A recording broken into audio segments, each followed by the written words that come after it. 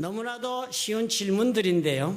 그런 질문을 갑자기 받게 되면 우리가 머뭇거리게 되는 그런 질문들이 많이 있습니다. 아주 기본적인 질문들이에요. 예를 들면 결혼해서 이렇게 살아가면서 자식도 놓고 그렇게 살아가고 있는데요. 갑자기 나에게 묻는 것입니다. 문득 당신 결혼 왜 했어요? 그렇게 물으면 사실 무슨 이유가 없고 또 몰라서 그저 마구잡이란 결혼이 아님에도 불구하고 답을 하려면 우물거릴 수밖에 없게 되지 않아요. 교회를 여러분 오래 다니셔서 세월도 많이 지나서 여러 가지 우여곡절을 겪으면서 기도를 많이 한 날도 있고 말씀에 사로잡힌 날도 있고 그렇게 신앙생활 오래 해오셨지만 문득 어느 날 당신 왜 교회를 다니시지요? 하고 질문해 오면 그것도 또 그렇습니다. 답이 그렇게 한 문장으로 간단하게 내 입에서 나오는 데는 시간이 좀 걸릴 수가 있겠습니다. 인생에는 많은 중요한 일들이 있습니다. 그리고 그런 일들은 생각해 보지 않고 우리가 결정하면서 살아간 일은 거진 없을 것입니다. 다 이유가 있어서 결정했고 그리고 또 그 결정에 따라서 선택하고 살아가는 것이 우리가 살아온 인생이라 할 수 있겠습니다. 그렇지만 그렇게 내가 선택하고 결정을 해와서 살아온 그 모든 일들에 대하여서조차 왜 그렇게 하셨지요? 하고 질문해 오면 너무 갑작스러운 질문이 되어서 머뭇하고 마는 것이 정상이 되는 것입니다. 그러나 우리는 그럼에도 불구하고 살아가면서 한 번쯤은 이 모든 기본적인 문제에 대한 질문을 한 번쯤은 스스로 자기 자신에게 해보면 좋을 때가 있기도 합니다. 어려움이 계속될 때입니다. 생각하지 않게 일이 점점 생각한 것보다 어렵게 진행이 되고 있어서 힘이 들다. 그래서 두려운 마음이 생기기 시작하고 의욕이 사라지게 될 때라면 한 번쯤 질문을 해보는 것이 좋습니다. 기쁨으로 시작한 일인데 불구하고 점점 살아가는 것이 기쁨은커녕 고통화하고 있다 하는 생각이 자꾸 든다면 그래서 정말 이렇게 계속해도 되는 것인가 하는 이런 회의와 혼란이 온다면 그때는 한 번쯤 멈추어 서서 질문해 보면 좋겠습니다. 한 번쯤 자신에게 질문해 보면 좋은 답을 얻을 수가 있기 때문입니다. 왜 나는 결혼했지? 부부간의 갈등이 심하시면 조용히 생각해 보는 것입니다. 왜 나는 이 사업을 시작했지? 왜 나는 자식들 이렇게 공부하라고 지금 닥달하고 있지? 왜 나는 이 사람과 관계를 시작했지? 왜 나는 이 교회를 지금 다니고 있지? 이렇게 질문을 하신 후에 조용히 생각을 더듬어가며 정리해 가노라면 현재 이 어려운 상황 속에서 내가 어떻게 하면 좋은지 그 해답을 찾기도 한결 쉬워집니다. 인생이란 그렇지 않아요. 아무리 내가 제대로 경영을 하여도 혼란스러운 일이 생기는 것이 인생의 현실입니다. 아무리 내가 옳게 선택하고 행하였다 할지라도 나는 옳다 하여서 반드시 옳은 식으로 모든 일이 결말이 나지 않는 것도 인생이라 할 수가 있습니다. 그러므로 우리가 무엇이든지 일을 시작한 이후에 어느 시점이 되면 조용히 한 번쯤 멈추어 서서 다시 한번 스스로에게 물어보면 좋습니다. 왜 나는 지금 이 일을 시작했지? 그리고 생각을 따라서 마음을 하나씩 정리해 가노라면 혼란스럽고 분이 나고 그리고 때때로 실망스럽고 절망적인 일에 내가 처했다 할지라도 답을 발견해내기가 비교적 쉬워집니다. 그럴 수 있으면 그럼에도 불구하고 상황 속에서 우리는 다시 힘을 내어 일어설 수가 있습니다.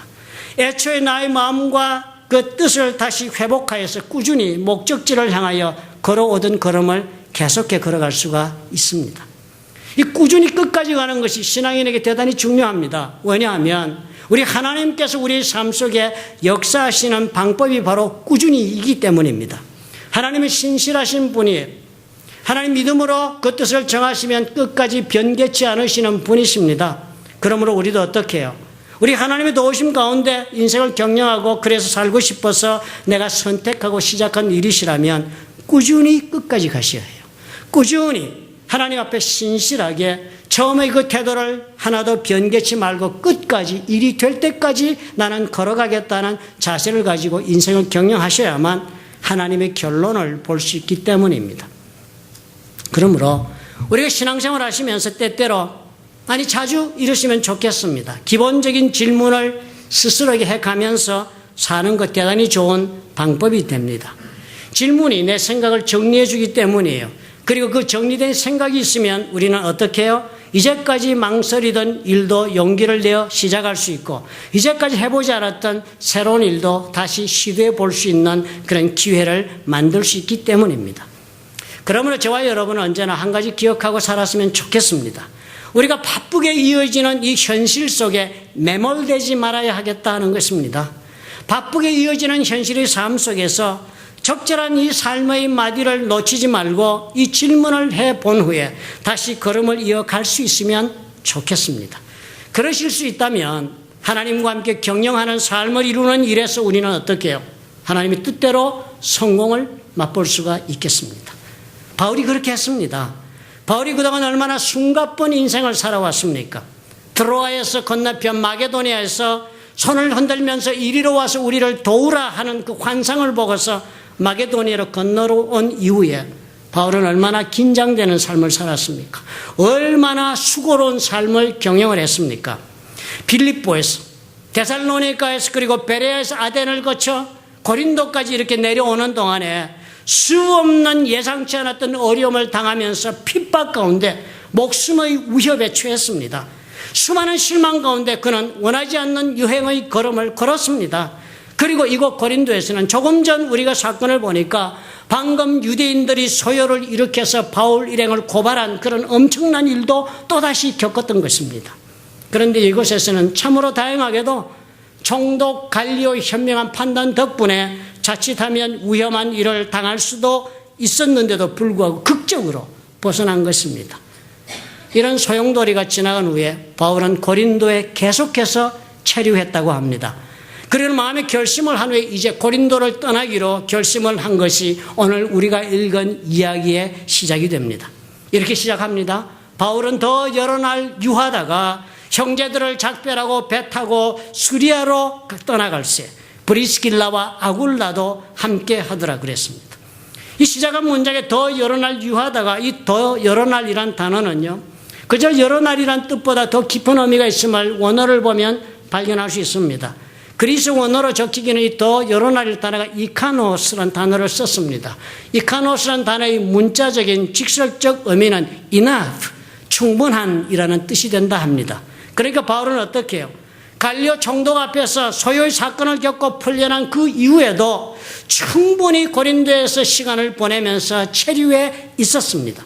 다른 도시 같았으면 바울은 어떻게 했습니까? 데살로니가고 빌립보고 어디든지 간에 소요가 일어나면 즉시 행장을 차려서 길을 떠났던 것이 바울이었습니다.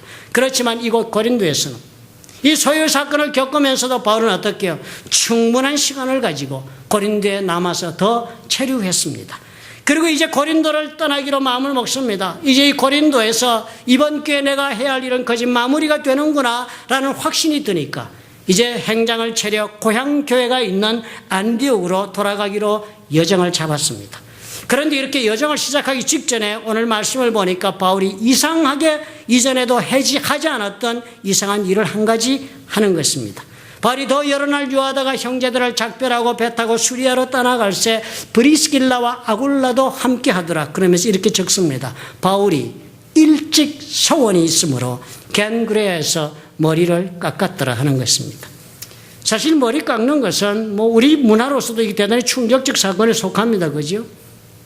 정치가들 요즘 자기 뜻이 제대로 관철되지 않으면 자기 뜻을 가장 강력한 방법으로 표시하기 위해서 삭발하지요. 삭발하는 게 우리가 충격적 도발적 행위로 우리가 받아들입니다. 그런데 그와는 좀 다른 의미가 이 유대인들에게 있습니다. 갱그레아 이 항구는요, 바울이 고린도에서 머물고 있던 고린도에서 불과 몇 마일 되지 않는 가까운 곳에 있는 고린도의 동쪽 항구입니다. 예를 들면 LA에서 산페드로 항구가 LA 항구가 되듯이 그런 관계가 있었습니다. 이 고린도는 굉장히 독특한 도시가 되었으니까 마게도니아 반도와 아기아 반도 연결하는 그 아주 그 좁은 지역에 고린도가 위치하고 동쪽으로는 갱그레아 항구가 있고 서쪽으로는 르케움이라는 항구가 있습니다. 두 항구 사이는 불과 10마일도 되지 않아요. 그래서 이 갱그레아 항구에서는 배를 타면 아시아 마이너, 소아시아, 그리고 팔레스타인, 그리고 에집트로 내려가는 항로가 있습니다. 그래서 서쪽에서 배를 타면 서쪽 아드리아 해를 거쳐서 이베리아 로마로 가는 그런 배를 타는 곳이 고린도였습니다. 그런데 이 항구에서 바울이 길을 떠나기 전에 바울이 돌출 행동을 한 것입니다. 그 항구에서 뭘 했어요? 머리를 깎은 것입니다. 그런데 그렇게 머리를 깎은 이유가 바울이 일찍 소원이 있으므로 머리를 깎았다 합니다. 이 민수기 6장 1절부터 12절에 보면요, 이 이야기가 나시린의 서약과 연관이 있음을 우리가 짐작할 수 있습니다. 민수기 6장 1절은 이스라엘 백성들이 모세의 인도함을 받아 광야를 사는 동안에 그 광야에서 어떻게 살았는지 살면서 하나님이 앞으로 너희들 이런 법을 준수하고 이렇게 살아라 가리킨 내용을 적은 책이 민수기입니다. 그러기 민수기에 이 나시린의 소원에 관한 이야기를 이렇게 적습니다. 민수기 6장 1절에 보면요, 남자나 여자나 특별한 소원, 곧 나시린의 소원을 하고 자기 몸을 구별하여 여호와께 드리거든. 이스라엘 백성들이 살다 하나님 앞에 특별한 기도가 있어서 하나님 앞에 특별한 소원이 있어서 하나님 이 소원을 꼭 이루어 주십시오 하는 소원이 있으면 나시린의 소원을 하도록 하라는 거예요. 그 나시린의 소원을 하면 그런 소원을 이룰 수가 있다. 그러면 나시린의 소원을 설명하는데요, 하나님 앞에 자기 몸을 거룩하게 구별하라는 거예요. 거룩하게 구별하는 방법은 포도주 마시지 않는 거다. 그리고 발효된 모든 술들을 마시지 말라. 그리고 포도와 혹은 그 열매에 관계되는 모든 것도 먹지 말고 식초도 마시지 말고, 그리고 더러운 것이 가지 말고 자기 몸을 거룩하게 지켜라, 그 기간 동안에. 그리고 또 한 가지 하라고 그랬습니다. 그 소원의 기간이 다 끝나면 머리를 깎으라고 그랬습니다. 이때 머리를 깎으라는 말, 나시린의 서약을 준수하고 그 소원이 끝날 때 머리를 깎는 것은 사실 머리를 완전히 미는 것을 뜻합니다. 그런데 바울 오늘 보니까 무엇 했습니까? 머리를 깎는데요, 그것도 마음속에 소원이 있어서 일찍부터 자기 마음에 품어온 소원이 있어 이제 배를 타고 고향교회로 돌아가기 전에 이 사람이 이 항구에서 머리를 깎은 것입니다. 단어를 살펴보면 바울은 이때 머리를 깎은 것은 머리를 민 것이 아니고 머리를 깎기만 했습니다. 유대인들은 모세 율법을 받아 살고자 노력한 백성들입니다. 그런데 율법이 과연 무엇을 뜻하고 있는지 잘 해석하지 못할 경우가 많아서 유대인의 그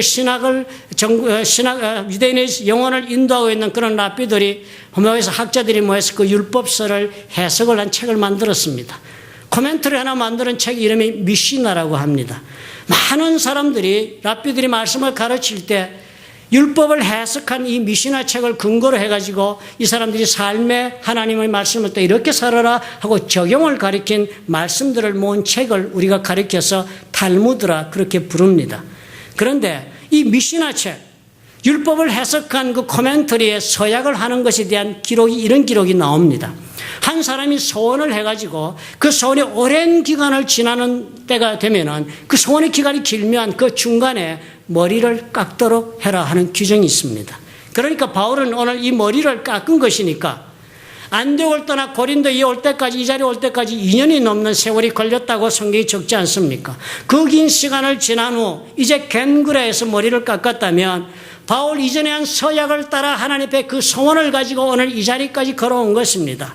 그리고 이제 남은 소원을 다 이루게 되는 그 시점에 자기가 서 있다는 생각이 들어서 그 소원을 다 이루는 완성의 지점의 중간쯤에서 자신의 머리를 깎은 것으로 보여집니다. 서약을 했다는 그 구절을, 그 동사도 살펴보면 새롭게 서약을 하는 모습을 적습니다. 그래서 영어로 해석하기도 He was making a vow, 새롭게 소원을 했다, 이렇게 해석을 했습니다. 바울은 어떤 모습을 보여준 거예요? 이전부터 하나님을 향하여 마음속에 품은 서약이 있었습니다. 그렇게 해서 이 사람은 안디옥 교회를 떠나 이제 고린도까지 달려오면서 그 서약을 지키기 위하여 온 삶을 던지며 이 자리까지 살아온 것입니다. 그리고 이제 겐그라에서 떠나서 고향으로 돌아가면서 생각하는 것입니다. 나에게는 아직도 마지막 달려갈 길이 남아있다 하는 것이에요. 그리고 이제까지 돌아온 자신의 길을 보면서 하나님과 그 앞에 드린 자신의 서약을 생각하고 그 자리에서 무릎 꿇고 머리를 깎은 것입니다. 유대인의 서약, 이 making a vow에는 두 가지의 의미가 들어있다 합니다. 이 서약하는 것, 소원하는 데는 첫 번째 소원하는 이유는요, 한 가지는 지나간 날 동안에 내 삶에 일어난 일들에 대한 감사 때문에 소원을 한다 합니다.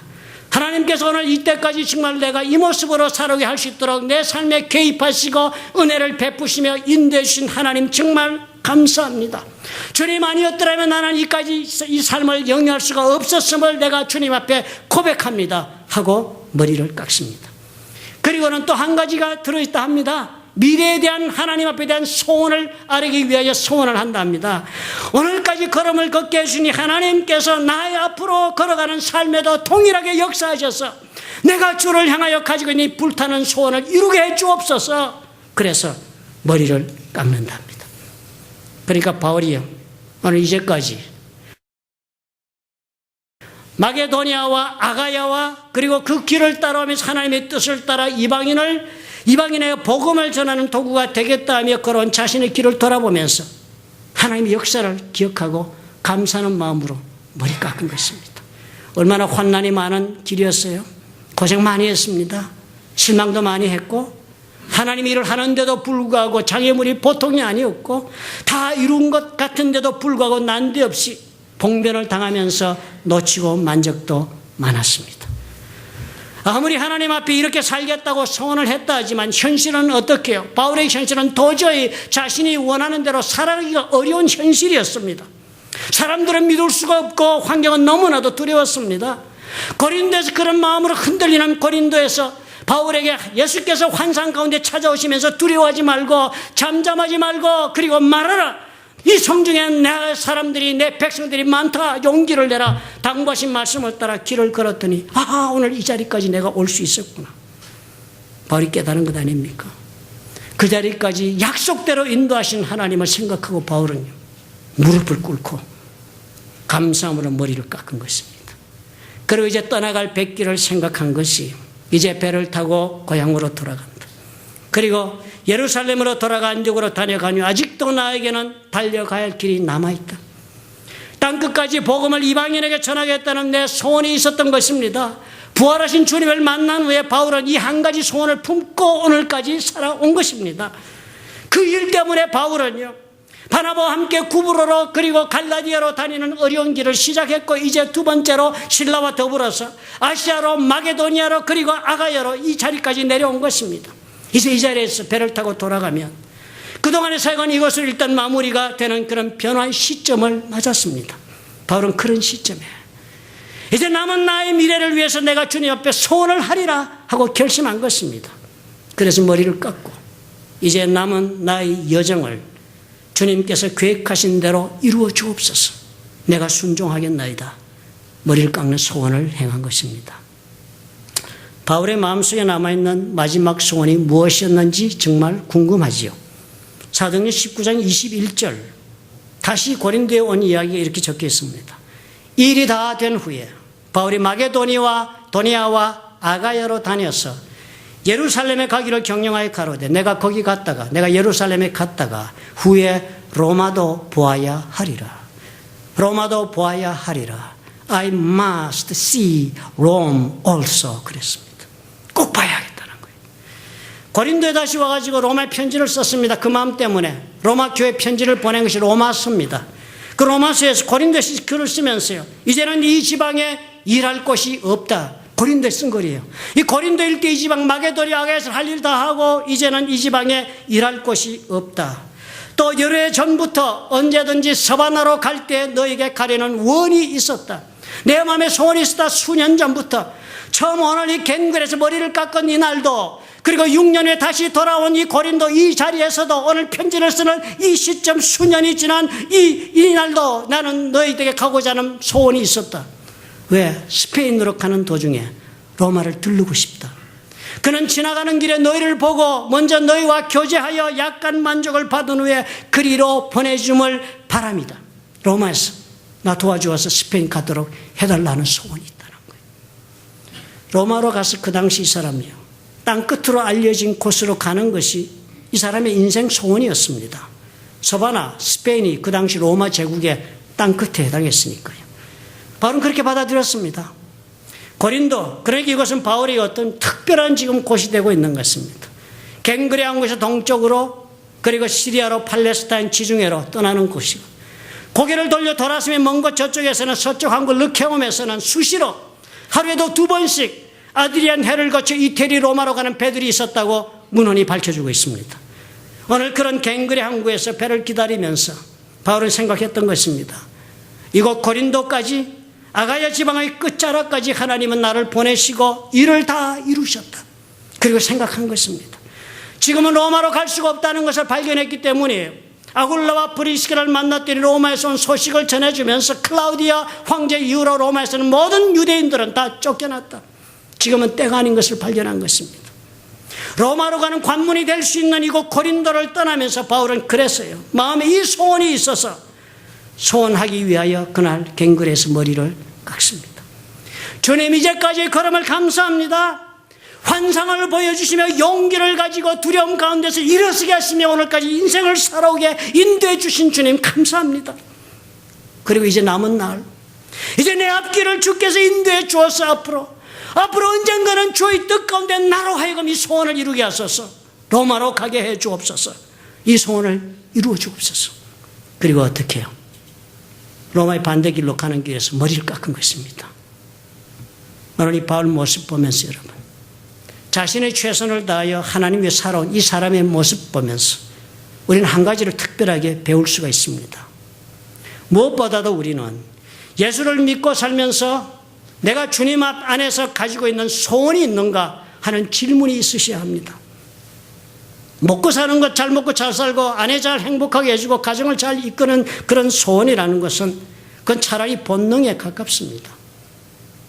본능으로 살면 짐승 수준을 넘지 못합니다.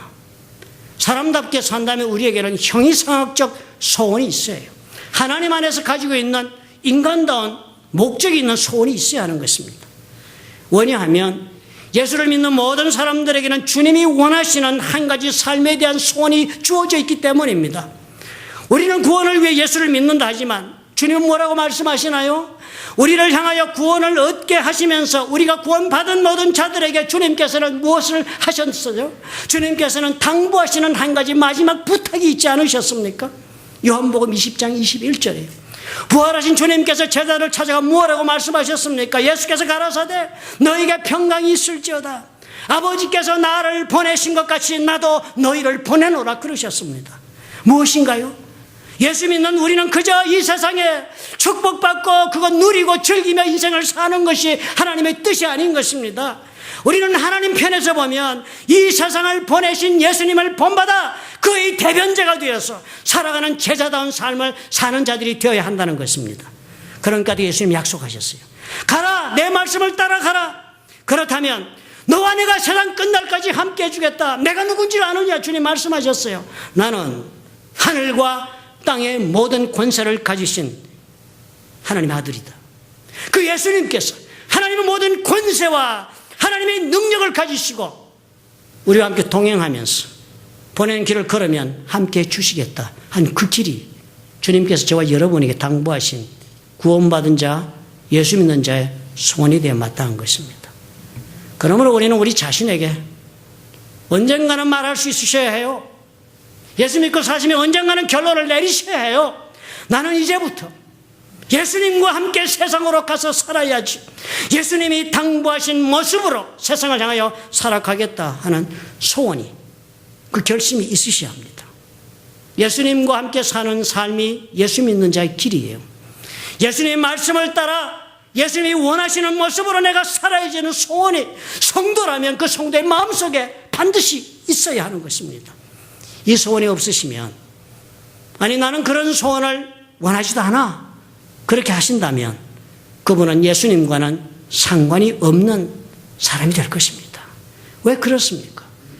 우리는 천국 가는 것이 우리 인생의 목적이 아니에요. 천국 가는 것은 구원으로 이미 이루어지는 역사입니다. 우리의 목적은 천국 가기 전에 이 땅에 사는 동안에 주님께서 원하시는 모습으로 살아 수많은 영혼들로 하여금 하나님을 알게 하시는 그런 역사적인 의무가 우리에게 요청되고 있다는 사실을 우리가 믿음으로 받아들여야 합니다. 세상을 살면서 예수께서 원하시는 대로 살기는 어렵습니다. 물론입니다. 그렇게 살 수가 없습니다. 그렇기 때문에 그것이 저와 여러분의 소원이 되어야지요. 이룰 수 없는 일이니까 소원이 되어서 이루어 보겠다고 하나님 앞에 열망해야지요. 그리고 그 소원 위에서 저와 여러분 오늘 이 바울의 모습을 보면서 배워야 하는 것입니다. 이 바울이 한 것처럼 주님 앞에 결단하고 서원하는 그런 용기가 있어야 합니다. 오늘까지 나를 인도해 주신 하나님을 인정하는 겁니다. 내 힘으로 살아온 인생이 아니다. 주님의 손에 붙잡고 오늘 이 자리까지 오게 하신 하나님. 그리고 이제 내 앞으로의 삶, 남은 삶을 내가 주의 손에 의탁하고 온전히 주님 앞에 순종하겠다 하는 이 소원의 용기가 있어야만 하겠습니다. 이 성경의 인물들을 보면서 우리가 이 한 가지는 언제나 분명하게 확인합니다. 하나님께서는 그 누구든지 간에 하나님이 뜻 안에서 그 인생의 새로운 장을 열어주실 때마다 하나님은 반드시 한 가지 하셨습니다. 우리의 하나님에 대한 절대적인 순종을 검증하신다는 것입니다. 절대적인 순종에 대한 소원을 하나님께서 반드시 하도록 요청하십니다. 여러분 아브라함을 한번 생각해 보십시오. 그는 하나님의 손에서 가난한 삶을 다 이룬 것처럼 보여집니다. 축복의 증거인 이삭도 얻고 노년에 이르렀습니다. 그러나 그럼에도 불구하고 하나님은 그런 아브라함에게 마지막 시험을 부과하셨습니다. 그것이 무엇이었습니까? 하나님께서는 그 아들 이삭을 번제로 바칠 수 있는가 하나님이 주신 시험의 내용이었습니다. 창세기 22장에 보면은 내 아들 내 사랑하는 독자 이삭을 데리고 모리아 땅으로 가서 내가 내게 지시하는 한 산 거기서 그를 번제로 드리라 그랬습니다. 번제로 드리는 일은요, 하나님께서 모세를 통하여 이스라엘 백성들에게 금지하신 사항입니다. 절대로 너희들의 이교도처럼 자식을 번제로 드린 하지 말라고 그랬습니다. 그런데 이게 웬일입니까? 도대체 논리에 맞지도 않고 이해가 될 수 없는 일을 아브라함에게 하나님 요구하셨습니다. 그리고 아브라함은 그 얼토당토하는 요구를 그대로 이의를 제기하지 않은 채 순종하여 모리아 산으로 가서 3일길을 걸어가 돌 위에 이삭을 묶고 번제로 드리려고 나아갔던 사람이 아브라함이었습니다. 절대적 순종의 여부를 묻는 시험이었습니다. 이것을 통과한 아브라함이었기에 그런 진정 하나님의 계획을 이루는 믿음의 조상이 되는 삶을 살아내었습니다. 우리가 잘 아는 야곱은 어떻습니까? 그는 자신의 꿈을 이루기 위하여 장자권을 불법의 방법으로 취득했습니다. 그러는 바단 아람으로 도망가서 금이 환영의 모습으로 일단은 돌아옵니다. 성공하고 모든 것을 얻을 것을 다 얻고 그리고 그 길을 돌아오지만 야곱은 결코 평안할 수 없었습니다. 자기의 형이 에서가 400명의 군사를 몰고 지금 자기를 마주하러 지금 달려오고 있으니까요. 그런 가족들을 다 소유물과 모든 가족들을 다 야복강 나루트를 건너게 했습니다. 그리고 그 밤에 야곱은 야복강 나루트에서 그 새벽에 하나님 앞에 엎드려 하나님의 도움을 구했습니다. 주여 살려주옵소서. 천사가 야곱을 찾아와 씨름하기 시작했습니다. 야곱 끝까지 붙잡고 씨름했으면 날 살려달라고. 내 무릎 때까지 일군 이 삶을 앞으로도 이룰 수 있게 해달라고 하나님 앞에 끝까지 씨름했습니다. 천사가 그런 야곱을 이길 수가 없다고 그랬습니다. 자기 뜻대로 인생을 성취하고자 하는 그 야곱을 이길 수가 없어서 천사가 포기하고 그 대신에 야곱의 환도뼈를 쳐서 위골시키고 그리고 야곱을 떨어뜨리고 가려고 했습니다. 붙잡고 놓지 않으니까. 그 야곱 어떻게 했어요? 그제서야 야곱이요. 히브리서 보니까 울면서 매달리기 시작합니다. 천사를 붙잡고 이제는 당신이 나를 축복하지 아니하면 가게 하지 아니하겠나이다. 이제 하나님이 축복하지 않으면 나는 살 길이 없다. 절대적으로 자신을 꺾는 사건이 벌어집니다. 이 사건이 있고 난 후에 야곱에게는 새로운 삶이 가나안 땅에서 열립니다. 그토록 본인이 원하였던 이삭의 상속자로서의 삶을 시작할 수 있게 되었습니다. 저와 여러분들, 우리에게도 이런 순간은 우리 삶 가운데 반드시 찾아옵니다. 주께서 원하시는 것을 내가 품고 사는 소원이 있어야 하겠습니다. 그리고 그 소원을 위하여 내가 전적으로 하나님의 뜻에 순종하며 걸어가겠다는 그 소원이 있으면 문제는 달라지기 시작할 것입니다. 목표를 위해 막무가내로 달려가시는 것으로 족하지 않습니다. 내 삶의 문제를 해결받기 위해 막무가내로 기도하는 것으로 족하지가 않습니다. 하나님께서 도우시지 않으시면 소용이 없어요. 예수께서 당부하신 대로 우리는 이 소원을 회복해야 합니다. 주님께서는 나를 세상을 향하여 보내셨다는 사실을 여러분 잊으시면 안 되겠습니다. 나의 소욕을 추구하느냐고, 이 작은 욕망을 채우느라고 앞뒤 돌아보지 않고 달리기만 하시면 어쩌면 욕망을 채우시는 그 일에는 성공하실 수 있으실지 모르겠습니다. 그러나 하나님의 뜻은 어떻게 됩니까? 하나님께서 나를 향하여 가지고 있는 그 기대는 여러분 어떻게 하시겠습니까? 나의 진정 소원다운 소원, 예수께서 모든 믿는 이에게 당부하신 말씀대로 이 세상을 살아가면서 예수님과 함께 동행하는 일은 여러분 어떻게 되십니까? 그리고 여러분, 예수님을 닮아가야 하는 그 일은 여러분 도대체 어찌 되어 가고 있습니까?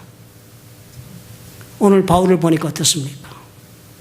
그는 겐그레에서 배를 타기 전 모든 생각을 멈추었습니다. 모든 계획도 내려놓았어요. 그리고 돌아보았습니다. 오늘까지 나를 약속하신 대로 인도하시고 축복하신 그 하나님 돌아보며 감사했습니다. 그리고 머리를 깎았습니다. 그리고 내일을 하나님 손에 의탁했습니다. 주님, 앞으로 무슨 일이 있어도 주의 뜻에 순종하겠습니다. 그러니 주여 나머지 일을 주의 손에서 이루어 주옵소서. 그리고 머리를 깎았습니다. 사랑하는 성도 여러분, 문제 가운데 고뇌하시며 기도하시는 사랑하는 성도 여러분, 오늘 이 자리가 저와 여러분의 겐그레아가 되게 합시다. 우리 살아온 날을 주님 앞에 어쨌든지 간에 추억하고 감사하십시다. 그리고 우리의 내일을 주님 손에 의탁합시다. 선택적으로 맡기지 말고 전적으로 맡겨 무슨 일을 하나님께서 운행하시든지 나는 전적으로 순종하며 예수께서 당부하신 대로 살겠습니다. 여러분 소원하십시다. 주께서 이러옵소서, 내가 순종하겠나이다. 여러분 그러실 수만 있다면 주께서 저와 여러분의 삶에 새로운 장을 반드시 열어주실 것입니다. 믿으시면 아멘 하시기 바랍니다. 믿으시는 줄 압니다. 좋으신 아버지 하나님,